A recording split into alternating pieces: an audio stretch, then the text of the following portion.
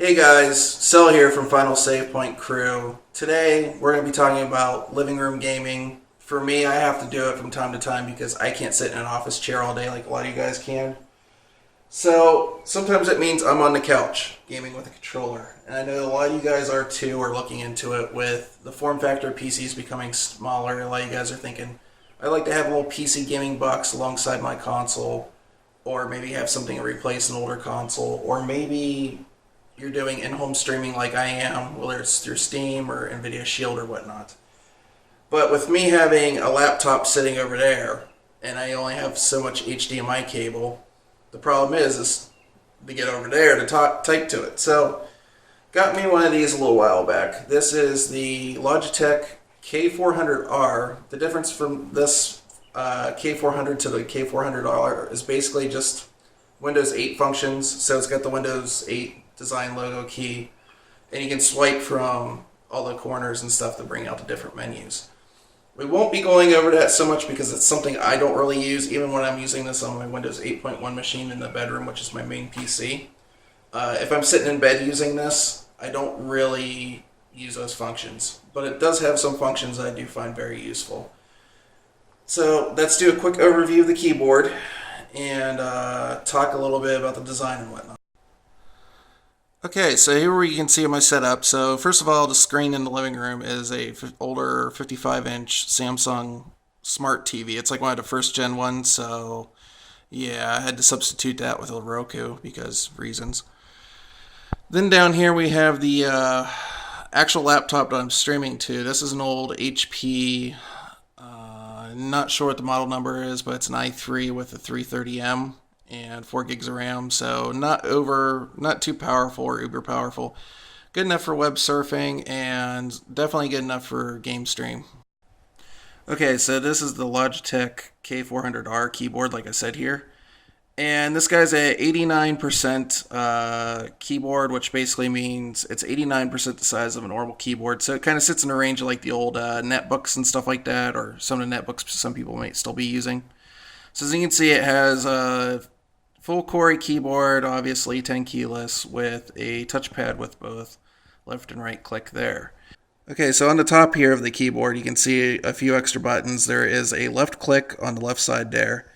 One that looks like a music button that actually is programmed to open up FooBar for me. You can pre-program that in their software. The home button for me will just go home on Google Chrome, and then the lock button is self-explanatory, locks Windows. And the power button actually doesn't turn the system on and off, but we'll put it in a sleep or hibernate mode depending on what you set. So over here is a full trackpad. The thing is multi-touch and pretty spot-on accurate. This is one of the best trackpads I've ever used, even including like ones on laptops. Granted, I haven't used that many laptops in my life or needed to, but it's pretty nifty. You got left and right click, and it does have the Windows 8 features where you can like swipe from the side. It also has a multi-gesture feature that is actually built in the hardware where you can put two fingers on and go up and down to go scroll left or right or whatnot. Also in the box came this little extender, so this is pretty nifty for like if it's on the back of your case or whatnot. The little dongle's not very big. If it's like in the I/O, like in the little indentation, you can have some like problems with the keyboard picking up. It's only got a 30-foot range, which is decent enough, and this will help extend that out or protrude it out the back of the case so it's easier to pick up. And as you can see here, the dongle itself is not very big. It's actually downright tiny, and that's why you need the extender if you're going to put this in the back of a computer case. Something like the Define Mini like I have, where it's really thick steel, that's definitely going to interfere with the signal on this guy. Okay, you can see here it takes two AA batteries, runs on simple 2.4 gigahertz wireless, so it could actually interfere with something, but I've not really had much trouble with the wireless Logitech stuff interfering with much. Then over here you can see right where the wireless dongle is, it kind of slips right in there in the battery cover, and then goes in this little space right here. So that makes it so this is easy to travel with. Okay, and here's the power switch on the top. It's simple, just turns the keyboard on and off. It does have an auto sleep function when you're not using it after a while, so it will shut itself off and wake up as soon as you press a key on it. Seems to work pretty well, as I've had these batteries in this thing for well over 6 months, and they are the batteries that did come with the keyboard. So it does hold a charge for just two AA's for a really, really, really long time. Okay, so like I said, one thing that about this keyboard that I've had some problem with is the range. Like I said, is only 30 feet. So if you're in the living room and you have a projection TV, maybe you're like a lot further away, this is probably not the one for you. There is another one that Logitech makes that has an even better range and has backlighting, but it's also like $70 to $100. So take that with a grain of salt. For my bedroom, when I watch like Netflix or something, I'm using this to like go through on my TV in bed or whatnot. I'll have to use this like little penis extender to be able to have it reach the back of the case, because with it just like sitting in there without this, the signal can't get to it. It starts derping out and doing all kinds of dumb things. The key rebound for a membrane keyboard is actually pretty good. It's even better than I was kind of expecting, like, cheap laptop keys like chiclet keys or just like cheap netbook style keys. The rebound's actually really good on this. It doesn't wiggle. It feels like it's basically a keycap with a stem that goes down and presses on the dome. The keyboard itself, like in that effect, is sort of like semi-sealed keycaps, so you don't have to worry about gunk or anything getting down in there like you do with like a lot of laptops. Like you get like crumbs and stuff down in there, and it doesn't want to press down or seat right. So overall, like the throw's really good and whatnot.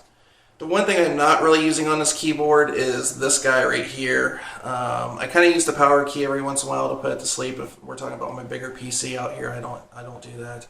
I do find it really useful that it does have volume and whatnot on the front here. It also has pause, playback, and I do use that quite a bit. The thing that is kind of weird about this is it's reversed. So to get the volume up, volume down, you just press it, the key that it's assigned to. And if you need like one of the function keys like F1 or whatnot, you actually have to hold the function down. So that's usually backwards the other way on other keyboards, but I've gotten complaints, I've gotten used to it, and it works perfectly fine. One feature I really use a lot, so like this keyboard, you can tell just like with the little curve in the back, it's kind of lends itself to holding it like this.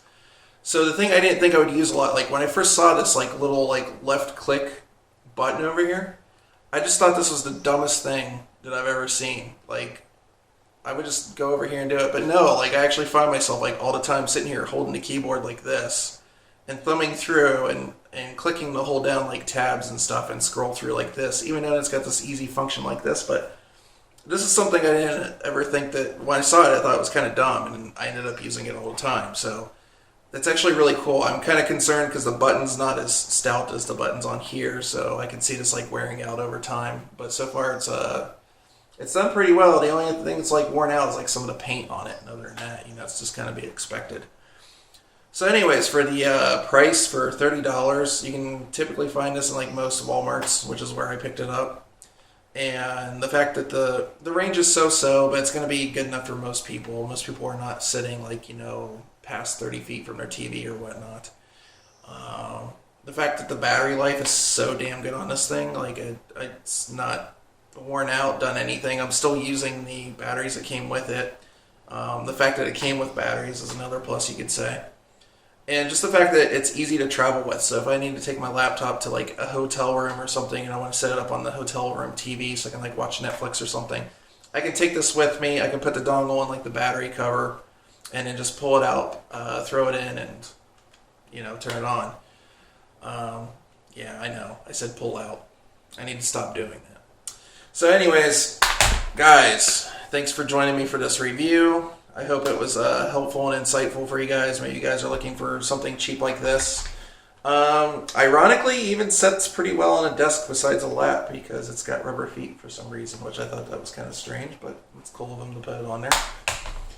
So anyways, you guys have a good day. Next video I'll be talking about something else.